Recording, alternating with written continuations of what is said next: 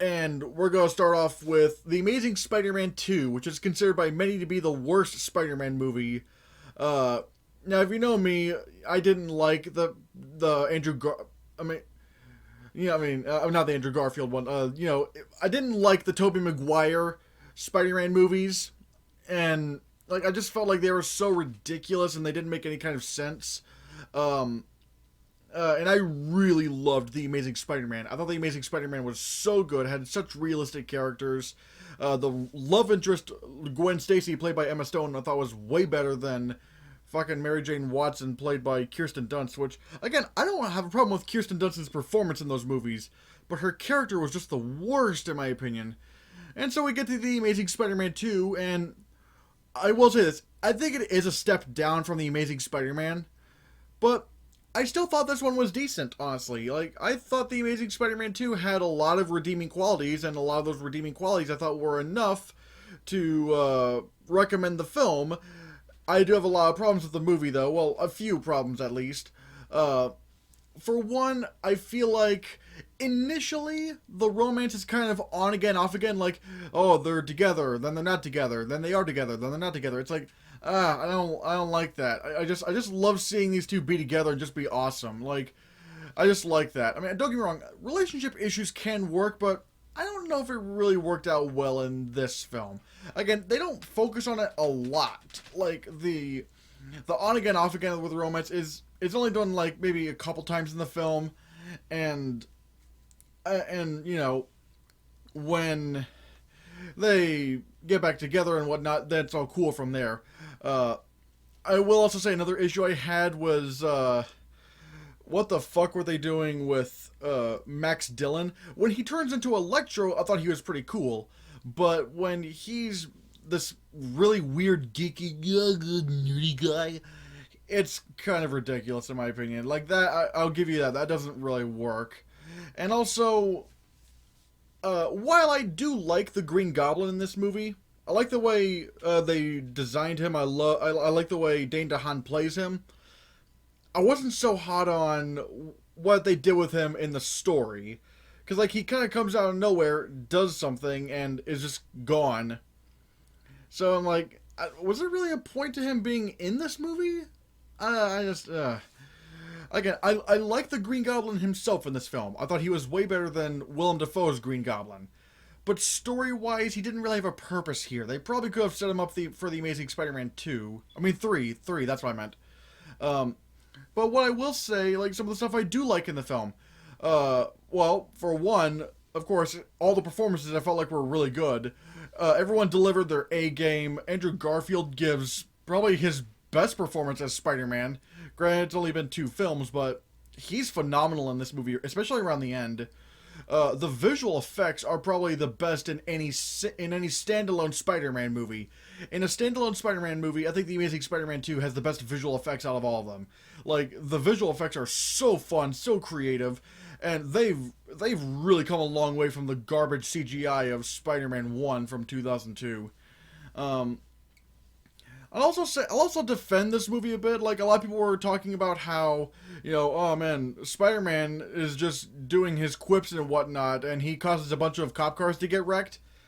I don't know. Like I think actually the first 10 minutes of the movie when we actually see Spider-Man is actually on the IGN YouTube channel, and look, go and watch that. Every time that cars get wrecked and whatnot, it's not when Spider-Man's doing his quips and whatnot and trying to make jokes. It's honestly when he's off trying to save something else, like trying to save someone from being run over, or trying to stop a bunch of explosive chemicals from breaking and blowing up. Like really, when you look at that scene, it's not really his quips that cause the wrecks. It's honestly whenever Spider-Man has to do something else that requires his attention that really is kind of important at the moment. So, yeah, there's that. I will also say, once Jamie Foxx becomes Electro, the CGI work on him is really good. Like, wow. Like, you can see, like, sort of, like his skin is a bit translucent. Like, you can sort of see through it. The lighting effects are really good, and I love the sort of warbliness of his voice and the music that kind of goes with him. That shit is really really cool. I'm not the biggest fan of this movie's music for the most part because it's just like very generic. It's like dun, dun, dun, dun, dun, dun, dun. It's very generic, but the actual electro music I thought was really cool. It had sort of this dubstep vibe to it, and I don't know. I just thought it was really really cool. Um, and honestly, one thing I noticed when I was watching this movie, everyone was talking about like how the entire movie was just a setup for the Amazing Spider-Man. I mean, not the Amazing Spider-Man, for the Sinister Six, and honestly, it's only like at the end of the film, like very on at the end of the film, is when we actually start to see the Sinister Six stuff popping up. Now, granted, I will agree that Green Goblin was rushed, but that was one character, not the entire Sinister Six. And honestly, it's very on at the end of the film when they actually start doing the Sinister Six build up, and yeah, so it's not even the entire film. It's just that one segment at the end of the film. I really, I'm a little bit mixed on that because, like, on one hand, I really do wish we could have seen what that Sinister Six would be like, but at the same time, we finally got Spider-Man in the MCU, which we're going to talk about pretty soon. And man, it's just been so cool to see Spider-Man in the MCU. Like, we finally got to see him in Infinity War and Endgame. It's like, what I really, as much as I love Andrew Garfield's Spider-Man and what they were trying to do, would I trade that for instead of having Spider-Man in the MCU? Probably not. I really, really love the fact that Spider-Man is in the MCU now.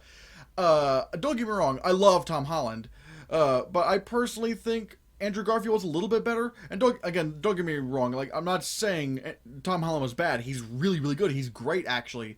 I will always miss Andrew Garfield, but, if, Spider-Man being recast means we can finally see him in the MCU and fight alongside the Avengers, or in the case of Captain America Civil War, fighting against some Avengers, I'm not gonna lie. I'm glad they did that. But yeah, it is kind of a little bit sad to see where this Amazing Spider-Man universe could have gone. But regardless, that leads into basically what I think of the Amazing Spider-Man 2. I thought it was good. I thought it was a good, solid movie. I definitely have some issues with it. Again, the on-again, off-again romance stuff just kind of got a little tiresome.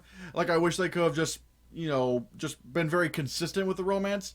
And also, there were some also little issues that I had a problem with. But overall, I felt like a lot of the stuff in The Amazing Spider-Man 2 was very enjoyable. And it's enough to look past the bad stuff, in my opinion. Not everyone feels that way, but that's fine. That's the subjectivity of film. But, yeah, I recommend seeing The Amazing Spider-Man 2. I think it was pretty good. Is it one of the weaker of the good Spider-Man movies, in my opinion? Yeah, but, I mean, really, like, if you're going, if you're watching me expecting to give, very, agreeable answers with the Spider-Man movies as a whole, you're not gonna find that with me here. I disagree with a lot of the I disagree with people a lot in the Spider-Man movies, with some exceptions.